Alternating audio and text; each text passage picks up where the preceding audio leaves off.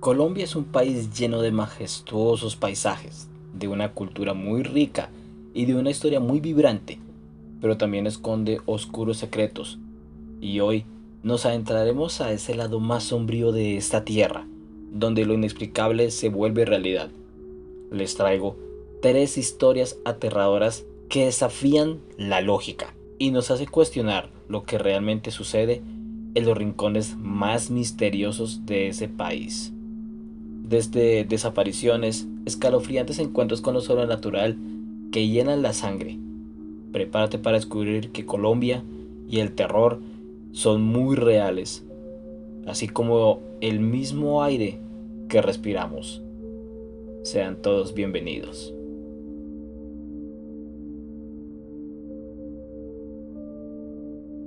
En lo profundo de los llanos orientales, cerca de San Juan de Arama, las leyendas de brujería siempre han recorrido las sabanas como un susurro inquietante en el viento.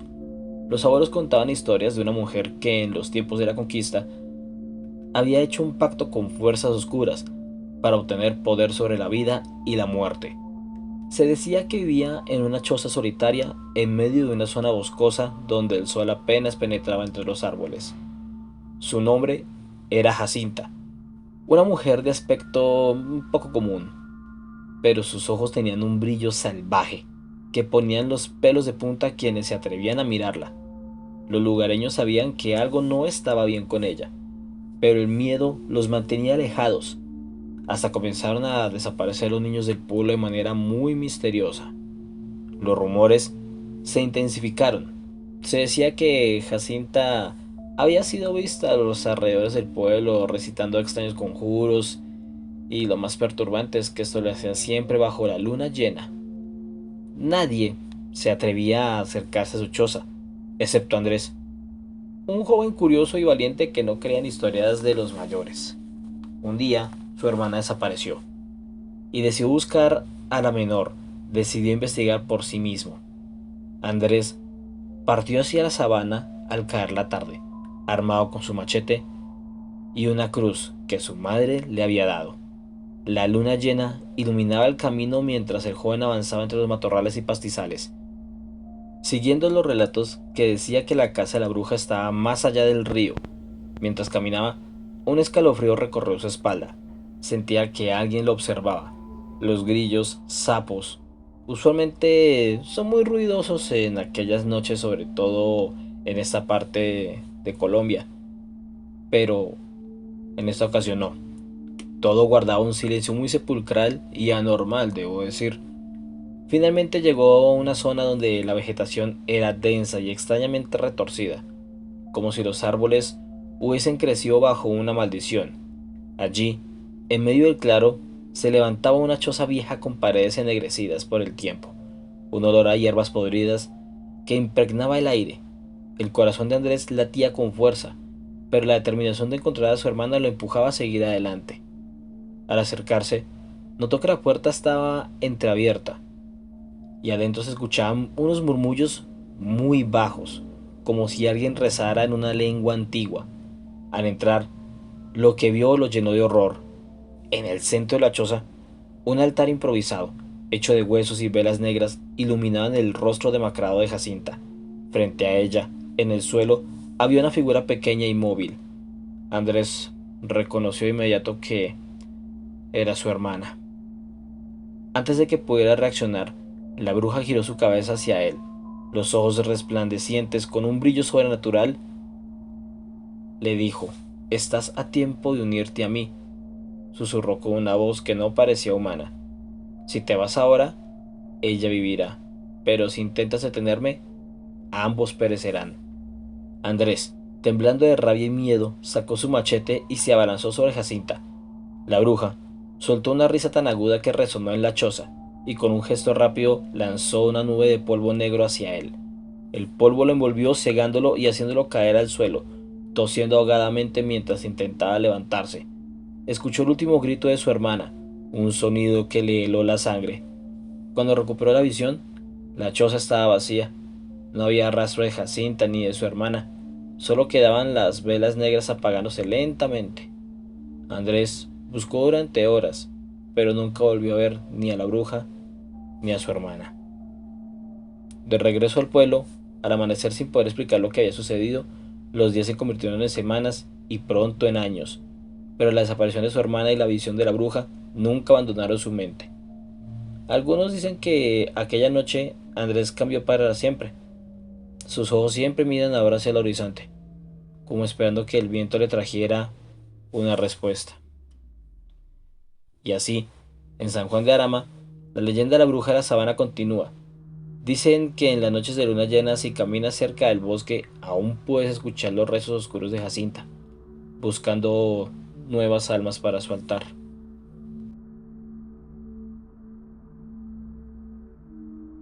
En las montañas del Tolima, entre el espejo flotante de la selva, hay una leyenda que pocos se atreven a mencionar en voz alta. Dicen que en los tiempos precolombinos, los indígenas pijaos veneraban a un dios guardián de los ríos y de los valles. Para calmar su ira y asegurar cosechas prósperas, le ofrecían tunjos de oro, figuras humanas talladas con esmero y devoción, las cuales eran sumergidas en los ríos sagrados. Uno de estos tunjos, el más hermoso y grande jamás creado, no se hundió como se esperaba, sino que misteriosamente este flotó en la corriente, desapareciendo de la vista de los indígenas de aquel entonces. Desde entonces, se decía que este tunjo estaba maldito, que su portador era un ente oscuro. Marcos, un joven arqueólogo apasionado, llegó al Tolima en busca de tesoros escondidos. Había oído hablar de las leyendas y, motivado por la codicia y la fascinación por lo oculto, decidió emprender una expedición al río Conveima, a pesar de las advertencias de los locales, los cuales le hablaron acerca de las diferentes maldiciones que tenían, incluyendo las de los tunjos. Marcos, escéptico, decidió ir a encontrar aquello, esa aguja en el pajar. Una noche, mientras acampaba a orillas del río, escuchó susurros entre los árboles. Pensó que era casualidades, posiblemente el viento, pero los susurros se hicieron cada vez más nítidos, formando palabras que él no lograba comprender. Lo que sí comprendió fue el miedo, y fue de verdad un miedo profundo que le comenzó a carcomer las entrañas, no es para más. A la mañana siguiente, mientras exploraba el área, ya un poco más calmado, un área que realmente era densa por parte de la selva, encontró una especie de cueva oculta tras una cortina de lianas. Dentro, en medio de la penumbra, había una especie de altar de piedra. Sobre este altar, cubierto de musgo y tierra, reposaba eso, un tunjo de oro. Marcos no pudo contener su emoción y al ver la figura, la cual era muy grande e impresionante, esto fue algo que él jamás imaginó, pero que intentó levantar. Esto fue inmediato, intentó levantarlo. Sin embargo, al levantarla sintió un peso extraño, como si en el aire hubiese algo invisible que no lo permitiera, o como si algo hubiese sido liberado, como si este objeto hubiese sido muy pesado y cuando lo levantó se convirtió en algo ligero. Y esa misma noche empezaron los susurros nuevamente, pero esta vez más fuertes. El viento resoplaba más y más fuerte, esta vez inconfundiblemente amenazante. La selva, normalmente llena de sonidos de la vida, se sumió en un silencio aterrador. Los árboles parecían susurrar su nombre, y en la oscuridad, figuras humanoides se movían entre las sombras. Marcos intentó huir, pero la selva parecía haberse cerrado a su alrededor. Los árboles se retorcían como si tuviesen vida propia y sus ramas arañaban su piel, mientras que los susurros se convertían en gritos. Marcos, desesperado, decidió regresar el tunjo al lugar donde lo había encontrado, pero pues la verdad era demasiado tarde. El espíritu que habitaba la figura lo había marcado. Los locales lo encontraron semanas después, vagando sin rumbo cerca del río, con la mirada vacía y la piel marcada con cortes que formaban una especie de símbolos extraños. Nunca volvió a hablar del tema, y cada vez que alguien mencionaba la leyenda del Tunjo de Oro, se estremecía de terror. Dicen que aún hoy, en la noche sin luna, se pueden escuchar los susurros en las cercanías del río Conveima.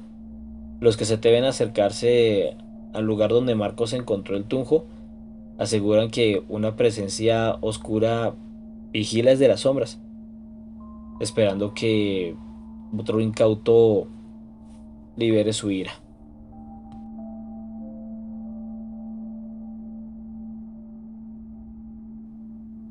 En un barrio antiguo de Bogotá, entre las calles estrechas y edificios coloniales, vivía Sandra, una mujer que había quedado devastada después de que Andrés, su novio de muchos años, la dejara repentinamente.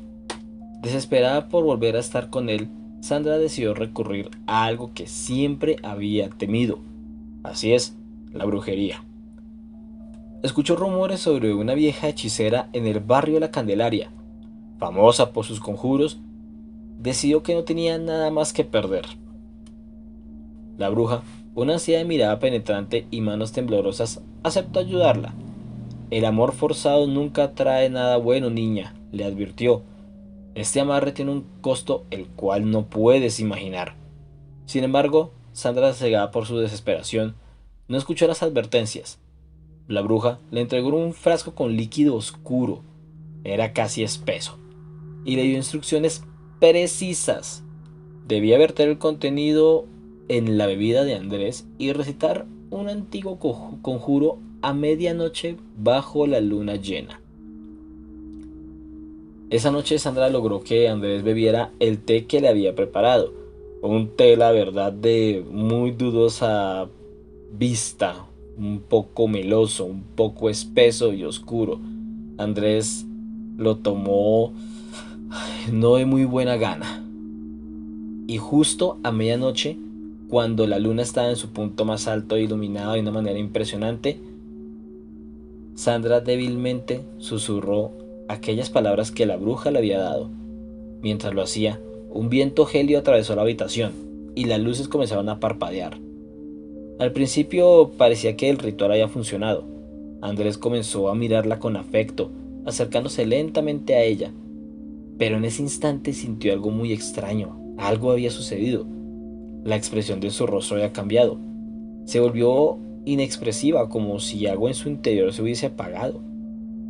Sus ojos, los cuales antes eran cálidos y familiares, ahora parecían vacíos, como si no hubiera nada detrás de ellos.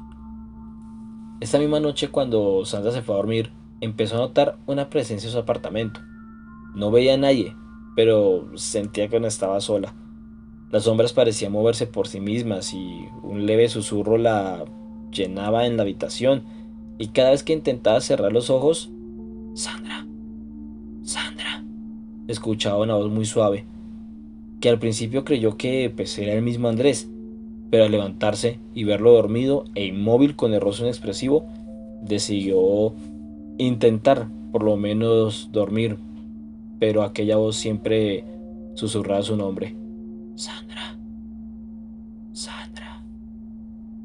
Los días siguientes, Andrés se volvía aún mucho más distante y extraño. Aunque su cuerpo estaba allí presente, parecía que su alma se había desvanecido.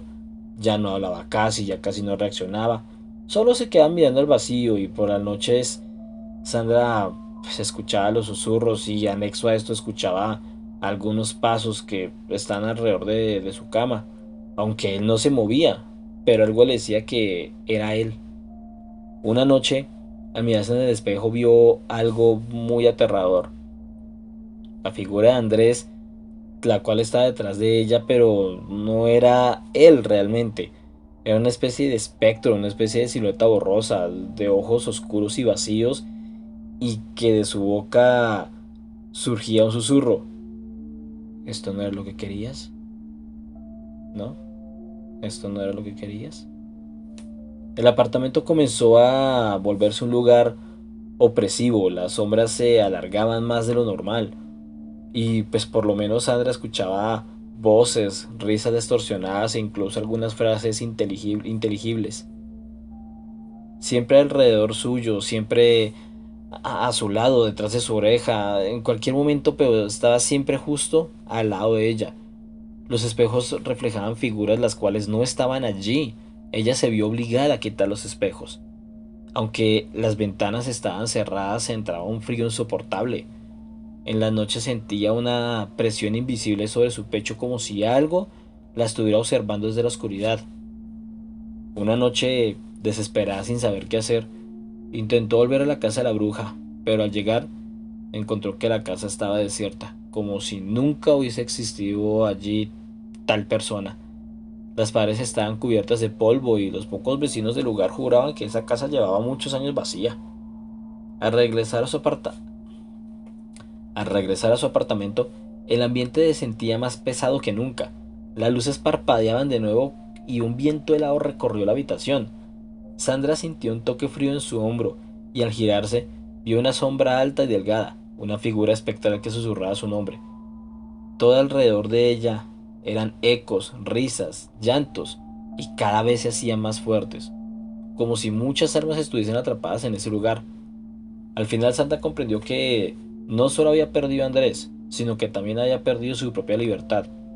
Algo había sido invocado esa noche, algo que no tenía forma física pero que había atrapado y que había sido rodeada por espíritus, que la observaban en silencio, que cada noche las presencias se hacían más y más fuertes. Y Sandra sabía que no había escapatoria. No era un cuerpo lo que lo ha traído de vuelta, sino un alma vacía. Y ahora pues está condenada a compartir su hogar con aquello que nunca vio despertar. Si te gustó este capítulo, te pido que por favor me sigas en todas mis redes sociales. En todas y en cada una de ellas aparezco como Hunters Asylum.